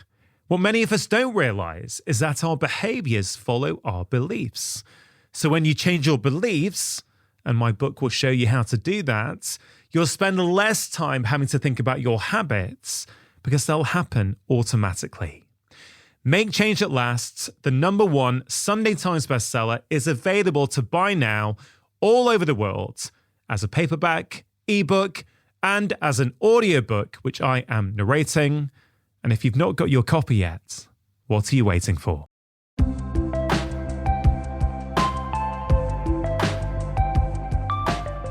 Because I don't believe that you can get the behaviors until you have the mindset. I think that everything comes down to mindset. And I think that you obviously learn when you're in a team and when you're in a big group of people, you can learn and you can adapt and you can change. But I think one of the big issues with creating the team is that unless your mindset is right, creating the team is really difficult. And that's why one of the most common questions that we ask people on high performance is, how do you distinguish the people that you should have around you? How do you work out who should be in your team? And one of the really interesting common answers we get is tripwires. So we spoke to a director of rugby that said, well, when we recruit, we make mistakes and we see what people do with those mistakes. So they were looking for a physiotherapist, and they sent out the letters, and they made sure they put the wrong address on the letter for where to come for your interview, because they wanted to see the reaction. So the first person goes to the wrong place, despite being told at the time on the phone somewhere else. Well, no attention to detail, no job. The other two ring up and they come to the right place. One of them comes and says, guys, you really need to sort things out because you gave me the wrong address on the letter and you told me one place then the other. Thankfully, I managed to solve the problem by ringing you and I got it sorted. So, just so you know for next time. So that person's immediately apportioning blame for what happened in that situation. Whereas the person that got the job is the one that turns up and says, hey, no worries about the wrong address. These things happen. I understand that. So you need to work out your beliefs, your values, your mindset before you can start to build a team around you. Because I think it's the people you spend your time with is so important. Yeah. So trying to work out those tripwires, work out what you really believe in, work out what your values are. And then you start to attack the team side of high performance. And I believe that life is a team sport. I don't believe that you can do this on your own. I believe that the people around you are so, so vital and so important. And that's why we talk a lot about teams. Yeah. We get that when we think about an Olympic athlete, don't we? That, yes, they're the one running through the finishing line, smile on the face. They're the one on the top of the podium getting the gold medal. But we also understand that they've got a team around them. They've got their physio, they've got their trainer, their coach, their manager. We sort of get that. How do we apply that to family life, for example? Let's just say it's a parent who is struggling. Work commitments, family commitments, child commitments, they never get any time, right? Yeah. Can they apply these principles of teamwork, do you think, for them to get high performance in their lives? 100%. Because the single biggest thing that comes through when you talk about teamwork is communication. And I think the biggest issue in all of our lives is communication. And it's quite often that we have people on the podcast and we talk to them, tell us about the power of communication. And the answer I love is when they say, well, communication is telling everyone everything. And I'm a real firm believer, as I've already explained to you, that I tell everyone everything. And I think we need to live our lives like that, because if you don't tell everyone everything, what happens? Whether it's in a Premier League dressing room, whether it's on a stage with a load of actors all looking to perform well, or whether it's around the dinner table, people fill in the gaps, people fill in the blanks. And they try and fill in the story that you're not telling them and trying to work out exactly what is going on here. And I think that then impacts home life. How often do you had a conversation with your wife where they say, well, I thought this, or well, you didn't tell me that, so I thought this, and I expected that, and I doubted this, and I was worried about that. So communication in the home is no different to communication in the sporting world. It's absolutely vital that we try and share everything we can and tell everyone exactly how we feel. Because there is no difference, Rangan, in your team at home or your team that are looking to compete in another place. It's very important. And it's hugely misunderstood, I think, the power and the art of communication. A term that repeatedly comes up in the book, which I really like, is high self-efficacy. Yeah. What is it and why is it important? High self-efficacy is understanding yourself, believing that you're great, believing that brilliant things are around the corner. What if you don't think you're great? If you don't think you're great, you need to work at it. Because for me, that is the start of everything. The very beginnings of anything high performance come from believing that you're great. And I'm not saying, there are things that I know that I'm not very good at. But even the things that I know I'm not very good at, I believe I'm doing my best at. So it isn't actually about being brilliant at something. It's about doing the best that you can do. I mean, there's a lovely phrase, which is do the best you can, the place you're in, with the tools you've got. Yeah. That's all we're asking people to do. I'm not asking anyone to just become an Olympic hurdler after they've gone and done the weekly shop, having worked a 65-hour week. No one's expecting that. But really, it's about looking in the mirror and just remembering to say to yourself, shit, you've done a good job. You've done a good job this week. You've tried your best. And I think the self-efficacy comes from the importance of remembering that failure is okay. Yeah. Because I think the one thing that knocks us down the most, when you say to people, you believe you're successful, believe you're good, believe you can achieve loads, their brain naturally switches to the stuff they're poor at, the stuff they struggle at, the stuff that's difficult for them, the areas where they failed.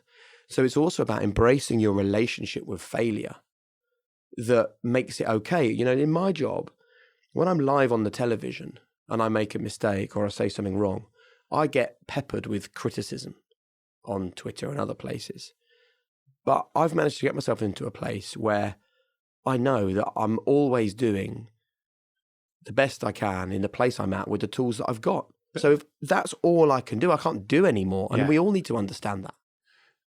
The key words there for me, Jake, were I've managed to get myself to a place. Yeah. I think that says everything. This is a process. Correct. This is something we need to work on. Yeah. We don't just read the book or hear the podcast and then, boom, we start applying it all. No. We try. We do a bit and we fail. Yeah. And I've got to say, one of my favorite bits in the book, I think it was early on, I think it's in the mindset section. Yeah. When you present these three, world-class individuals, so Chris Hoy, Kelly Holmes, Ant Middleton, and you pose some questions, right? So I won't go through what they were. People can read that to see. But what I really took from that whole area, and it's something I've been thinking about a lot recently, particularly because of my experience in the London Marathon a couple of months ago.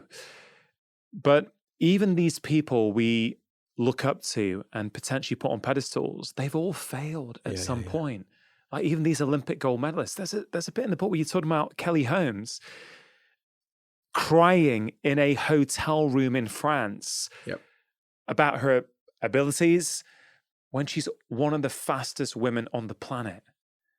You know, really powerful stuff that everybody fails. Even the people you're looking up to, they have also failed. More than anybody else. Successful people fail more than anybody else because they are the ones that are pushing the envelope all the time. They're the ones that have to get really comfortable with failure. And I think the people that we speak to have managed to reframe their opinion of failure. That's what it is. It's about a reframing. So if we talk about it in a sporting context, right? Instead of saying that, oh, my football club are training at the moment. Well, they're not training at the moment. They're failing at the moment. Why are they failing at the moment? Well, because they're on the training pitch and they're taking loads of free kicks and loads of penalties and they're working on different shapes and they're trying to perfect their passing and they're getting it wrong. So they're failing. And then when the match happens in front of 50,000 people on a Saturday in a football stadium, guess what? The pass, the free kick, the penalty, the corner, the shape, the plan, it all works. Why? Because of the days of failure on the training ground. Yeah. But we don't see it as failure. We see it as training. You know, you go in the gym. I can see by your guns, you obviously use the gym, right? I don't, but I look after myself. So what does a personal trainer often say to people? All right, pick up those dumbbells and I just want you to lift them to failure. But you don't go, oh, that was a bad day in the gym. I bloody well lifted to failure. I can't believe it. I'm going to beat myself up. I'm going to tell myself I'm crap. I'm going to go home and drink a bottle of wine because I failed. No, you understand it. You think of failure as a positive thing because in the concept of growing your muscles. Yeah. You can lift longer. You can lift harder because you failed. The growth is where the failure is.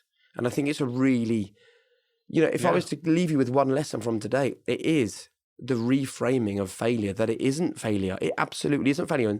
And these successful people have failed time and time and time again, and they keep on failing.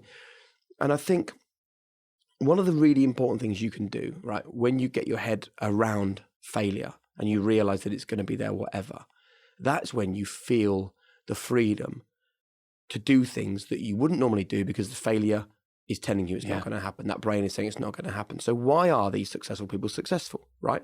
But once you've discovered the situation regarding failure and you realize that it's not actually a negative thing, it's a positive thing, you seek it out.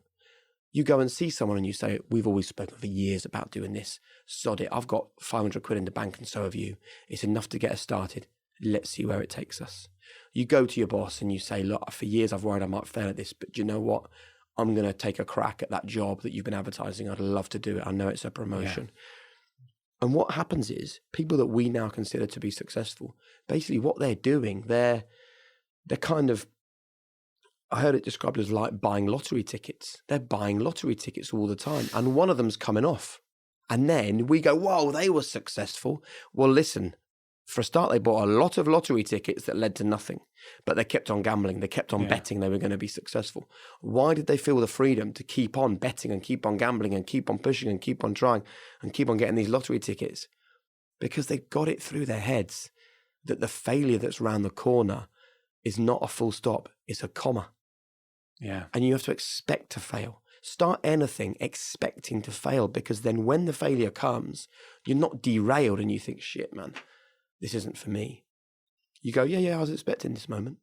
Because quite often, on the other side of that really difficult day or period of failure, that's where the really good stuff is. I love that. I mean, reframing failure, so important. I mean, you could even make a case that actually we need a new word. Correct. We almost need to get rid of failure, put it in the memory banks, just get rid of it. When Channel 4 got the Paralympics, and they reframed all the advertising around the Paralympics as superhumans. Watch the superhumans in action. Much nicer word than disabled. Yeah. Isn't it? Because they are superhuman individuals. And it's all about reframing so my granddad, my grandma we've spoken about, she spent her life, or her later years, looking after my granddad, who went to the farm one day wearing top hat and tails to go to a wedding. He was a farmer, and he got pulled into the potato picker on the farm, taken into the machine, and had his back broken. So he was then in a wheelchair, and that's why she was his full-time carer for the last sort of 30 years of his life. Well, no one had told me as a young guy that being disabled had any negative connotations. There were things that you couldn't do. He was just my granddad, and he was wonderful. And him being in a wheelchair was wonderful, because everywhere we went, I could ride on his lap. I could push him. I remember still now, I can feel holding on the plastic handles, getting up loads of speed, and then standing on the two little bits of metal underneath, and I'm flying down the pavement with my granddad. Or when he wasn't in his wheelchair, I perfected doing wheelies on it, and I was fantastic. That was because no one had told me at that point. The world hadn't got to me and said, hey, he's in a wheelchair, there must be things that are really difficult and hard, which of course there were, very difficult for him. But again, it comes back to how we frame the world. And if you reframe failure, then you are going to win, because you can't fail. You literally can't fail. You can have bad days, but they're not going to be terminal, because you can't fail. It's a hard concept, though. How would you go back as the man and father you are now to little Jake, who's going through a lot of pain when your grandparents die? Yeah. How would you teach little Jake now how to reframe that situation from the way he used to look at it and the way potentially he could look at it? I've got a really simple and very quick answer. I wouldn't. I would not choose to go back and sit myself down at 17, 18 years of age and say, listen, mate, the bullying at school has given you some resilience. The unfair sacking from a fast food restaurant has given you a real understanding of how people can be difficult in the world. Your grandma's suicide has given you a real understanding of the fact that there are struggles that you just don't know about, and therefore you need to be hugely empathetic to people. One of my favorite phrases in life is that opinion is the lowest form of knowledge. Don't walk around with a brain full of opinion about other people, opinion about the way they're living their lives, opinion of how they should be. Go at it with empathy, because you've got no idea the baggage that they're carrying. And I could sit down and say all that to myself when I was a teenager. But then what does that do? It removes all the learning. Yeah. It takes away all the resilience. There's a wonderful Stoic phrase, which is one of my favorites. No man steps in the same river twice, because the river has changed and so has the man. And you have to allow life, I'm afraid, to be a learning experience, good and bad. And there were things in your life that have been hard, but not bad. And you have to allow yourself to grow, and you have to allow yourself to learn, and you have to allow yourself to fail. Yeah, I love that answer. In some ways, you don't want to fast track the learnings, do you? You want to go through the valley. You want to experience the pain, the discomfort, and also, and come out the other side. How good are the good days if you haven't experienced those bad days? It's true. When I was in that pit lane, right, in Australia in 2009, and you know the theme tune that we use on Formula One, boom, boom, boom, boom, boom. I tell you now, I'm standing in that pit lane in 2009 and I'm looking at a TV camera and I know we're going live on BBC One in 30 seconds. And I know that the public who, just to recap that story, the day that it got announced I was the Formula One presenter, my wife rang me in floods of tears half an hour after the press release went out. And she said, I've just been on the internet and everyone thinks you're going to be shit. Her exact words. I said, where did you read it? And she said, on the BBC Sport website. They had a forum at the time and there was loads of criticism about me getting the job. So I stood there in the pit lane and I could hear the chain. And I knew my mum and dad, because they texted me, had got up and made a cup of tea and were spreading some jam on toast and sitting in the front room in the same house that I grew up in, about to watch. I mean, how mad's that? About to watch their boy host Formula One on BBC One. And I knew that Niall, this brilliant growth mindset boss that had given me the opportunity, taking a kid from kids telly and put them into the world of Formula One, was going to make his mind up about me. I knew the public were the same. I knew I was going from a bad place with them because they'd already been critical.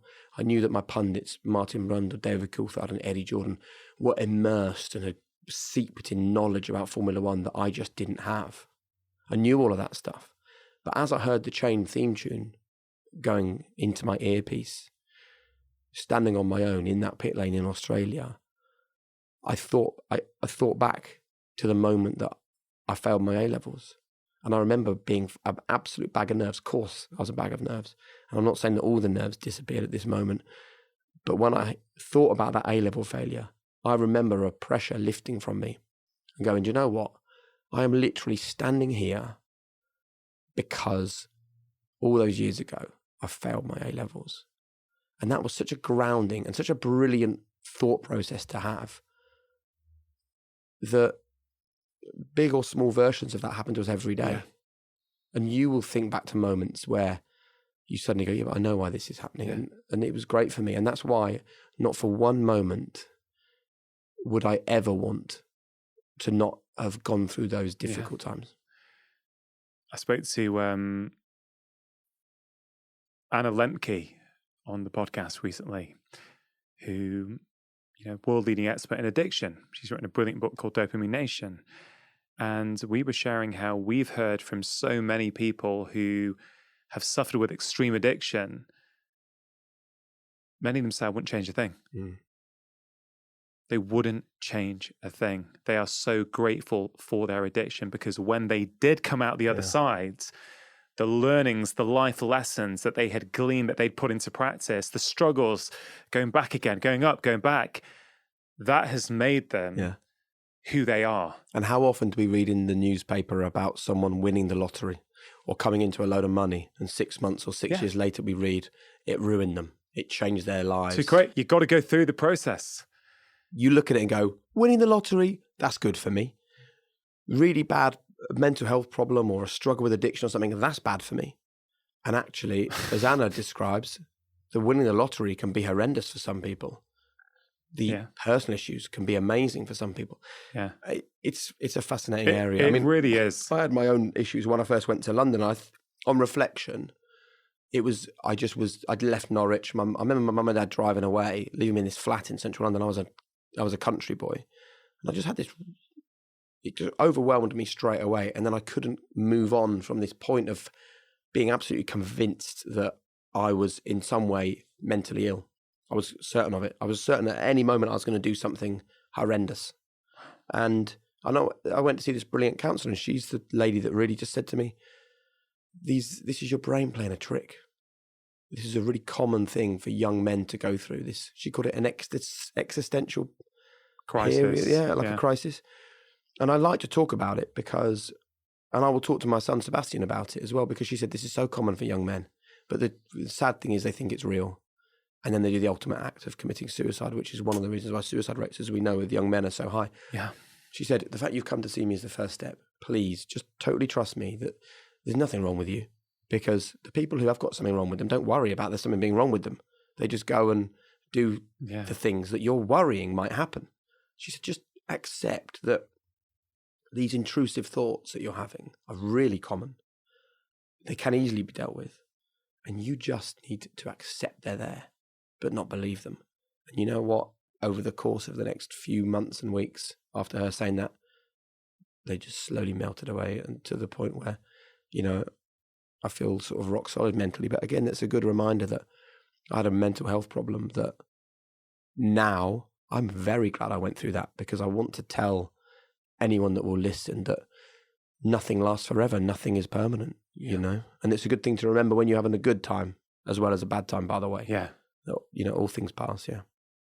It reminds me of the candle story in some ways, that it's just trying to stay level. Don't let the good times bring you up too much. Don't let the bad times bring you down too much. Don't let other people's praise elevate you too much, because otherwise the criticism is going to bring you down also.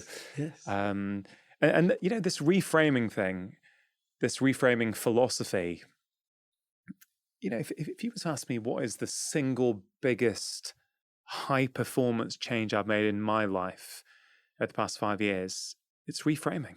Yeah. It's turning a perceived difficulty or a perceived inadequacy or a perceived failure into a learning. Like literally as we sit here today, I can think of 2 examples in the past 12, 24 hours, right?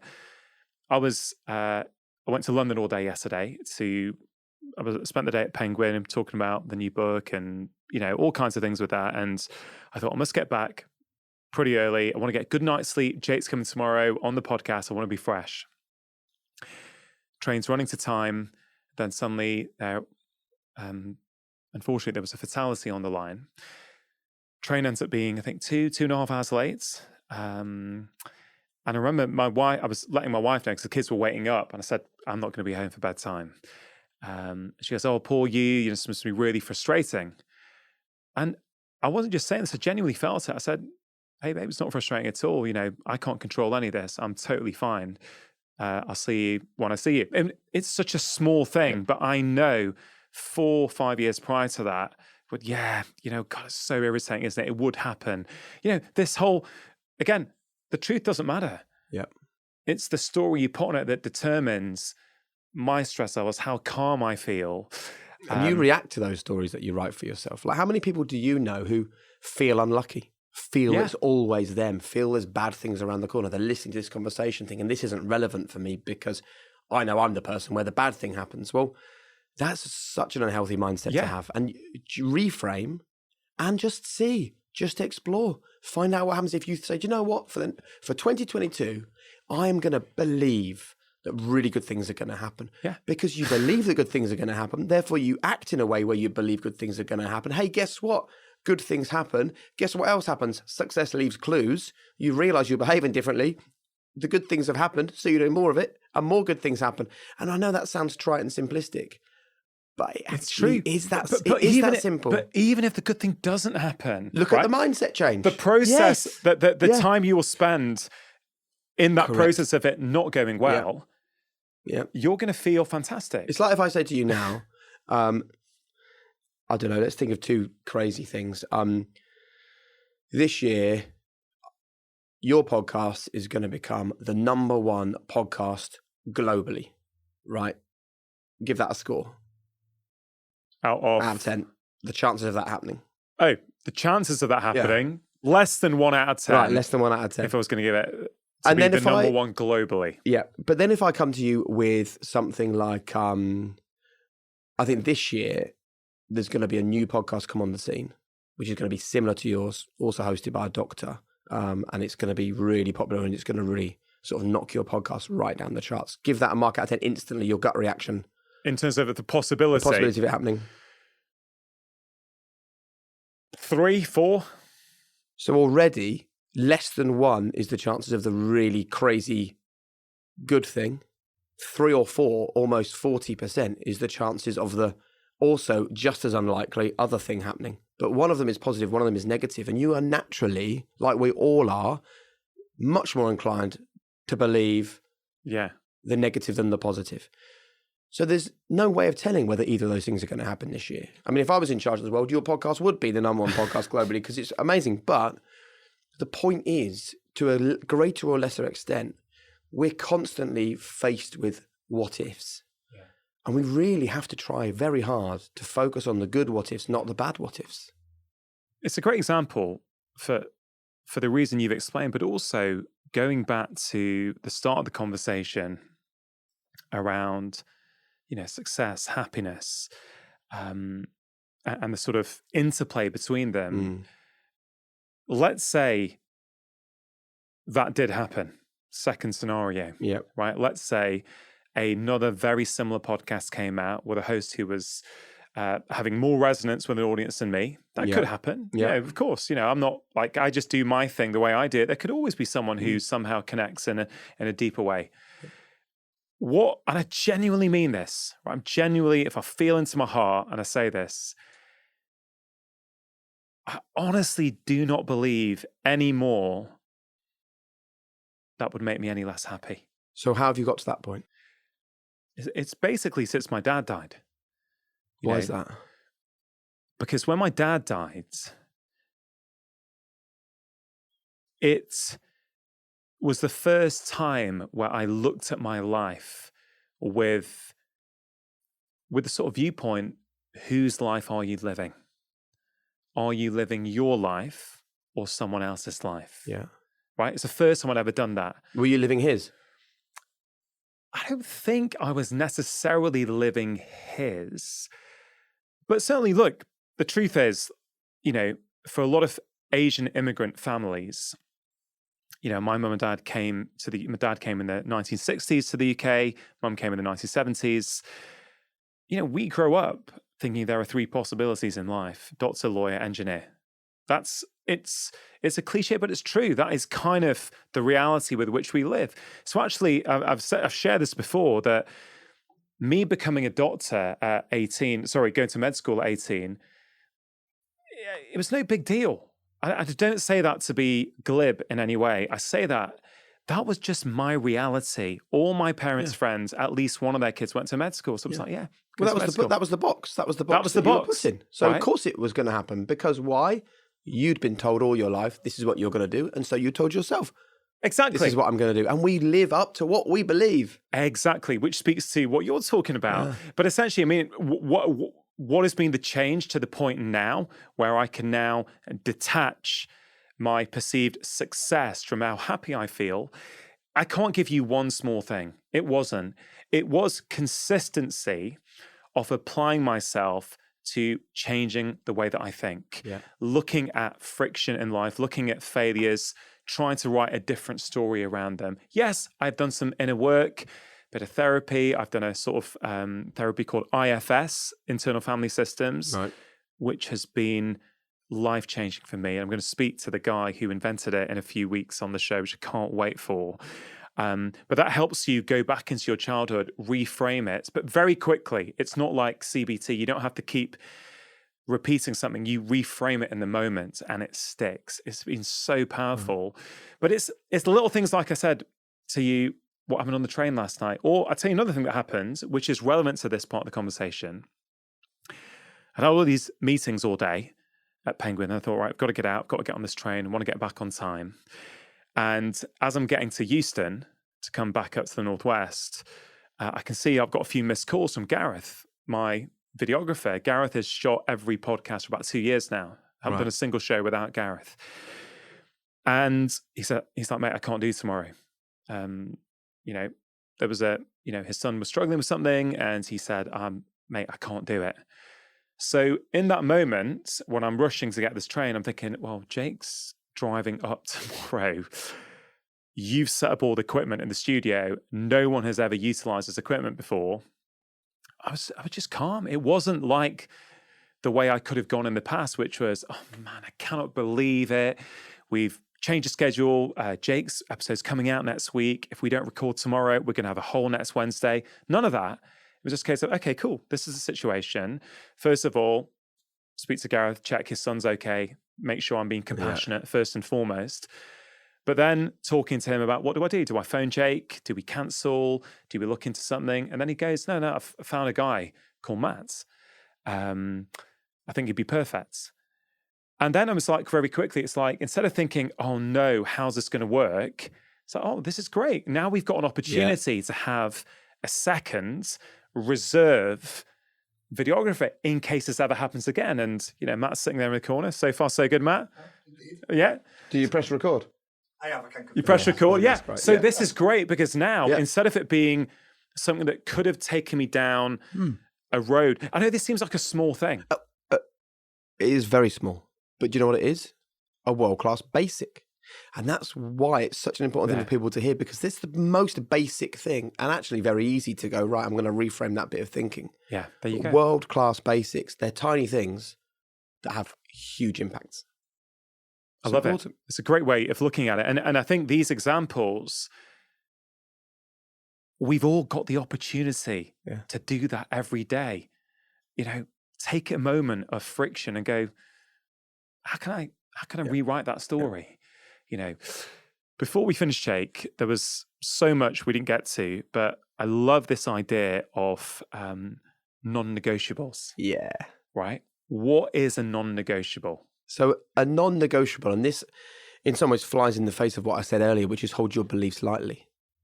A non-negotiable are the things that people, either you or the people around you, must buy into. The things that you have to bring to the table that are non-negotiable. The things that you can't do without. For what? Success, happiness, well-being? I would say for life. So it's sort of something that permeates every part of your life. Now, when I first started the High Performance Podcast, my 3 non-negotiables were hard work, relentlessness, and all in. And I thought, a bit like Johnny Wilkinson did, that if you were relentless and all in, and if you scrapped and fought and pushed and harried, then that led to the success. And it's only through all the conversations that I've had with people that I realized that actually the relentlessness, yes, I'm absolutely relentless. And all in is relentless now for me. I'm relentless. But I'm also consistent. I think it's really important. Consistency for me is like a contract with yourself.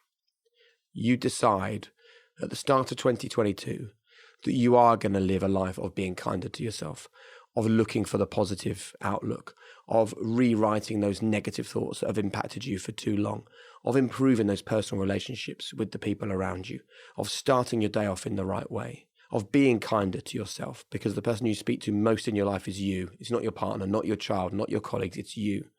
So you need to be consistent with all of that stuff because it's a contract with yourself. And you need to know that from one day to the next, that stuff's going to be there and you're going to look after yourself. So I am relentless. I am consistent. But the biggest thing for me now is it has to make me happy.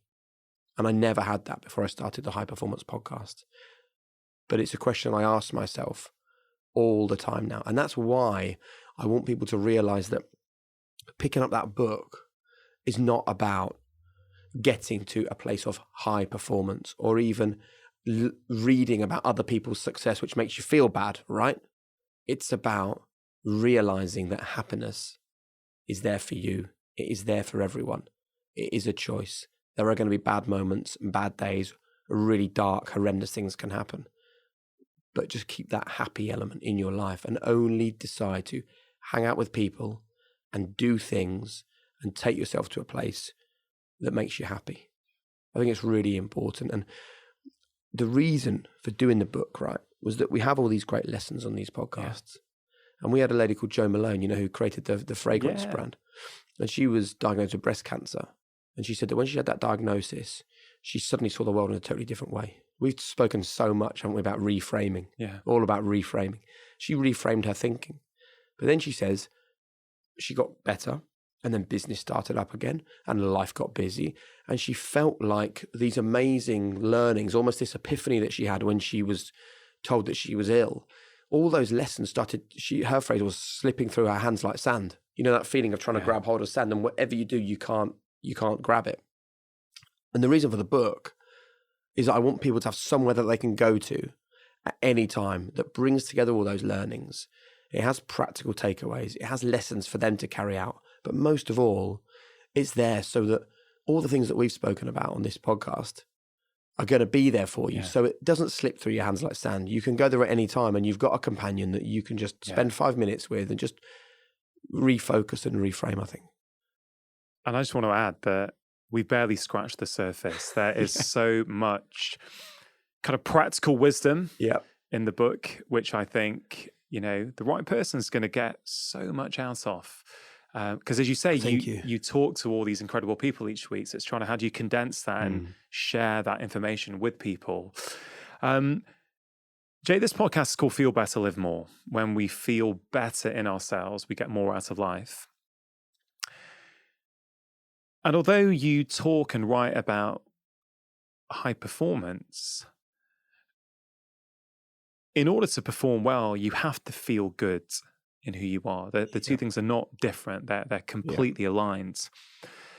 So how I like to finish off, for people who have been inspired, you go, all right, I was a bit skeptical about high performance, but I get now how high performance applies to me. I want a bit more of it in my life. What are your final words of wisdom? I think what I would say finally is that I want to leave you with 3 really important thoughts. The first one is to understand that the bad days and the difficult days pass. Everything passes. And just because, let me please just remind people that just because something is hard for you, it is not bad for you, even though at the time it feels like it is. I'd love people to look at their lives and really understand the difference between fault and responsibility. Things that happen to us all the time. We've just gone through a global pandemic. That's no one's fault, but it's still our responsibility to deal with it. The story that you shared about being on the train or your colleague not being able to record this podcast, neither are your fault, still your responsibility. That's basically what you've done. You've separated the difference between fault and responsibility. I think that is really important. And I think the final thing that I would like to say to people is just go easy on yourself. I think sometimes you can hear a conversation like this and you can listen to 2 guys that are loving having a brilliant, successful podcast and are writing books, and you can listen to it thinking, as I did for so many years, well, that's your story, this is mine, you've got no idea what I'm going through, and everything's crap. I would just say, please, be good to yourself, because being good to yourself is the beginning of opening everything up. Yeah. And the beginning of that period of exploration. And if you can live a life of exploring, then I think you live a life of growth. And if you live a life of growth, then you will grow to a place of positivity. And it is, I promise you, it is there for you. Whoever you are, whatever's going on, you can find it. You can find it. I love that, Jay. Thank you. And I think the subtitle of your book really fits in beautifully there. Lessons from the best on becoming your best. And that really says it all. Jay, you're doing incredible work. You're helping so many people. I love that you are following your passion. You've got this meaning, this purpose. You've also got a brilliant way of sharing these ideas with people. Thanks for coming on the show. Thank you. And I can't wait till we get together again. It's been an honor. Thanks a lot. Really hope you enjoyed that conversation. As always, do think about one thing that you can take away and start applying into your own life. And before you go, just a couple of things to quickly mention. First of all, in this podcast and previous ones, you may have heard me touch upon some of the concepts in my upcoming book, Happy Minds, Happy Life, which is all about the relationship between happiness and our health.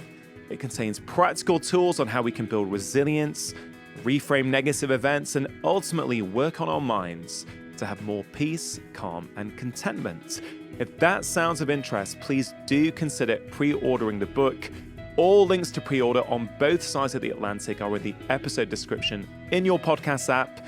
Pre-orders really do make such a big difference to how much visibility a book is given on publication, so any support is really, really appreciated.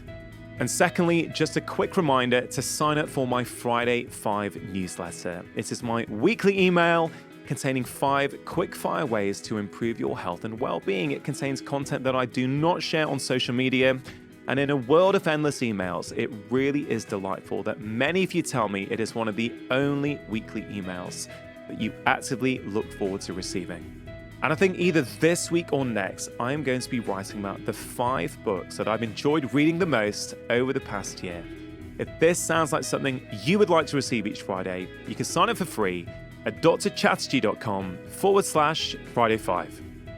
As always, if you enjoyed today's podcast, it is always appreciated if you take a moment to share it with your friends and family, leave a review on Apple Podcasts. Thank you so much for listening. Have a wonderful week.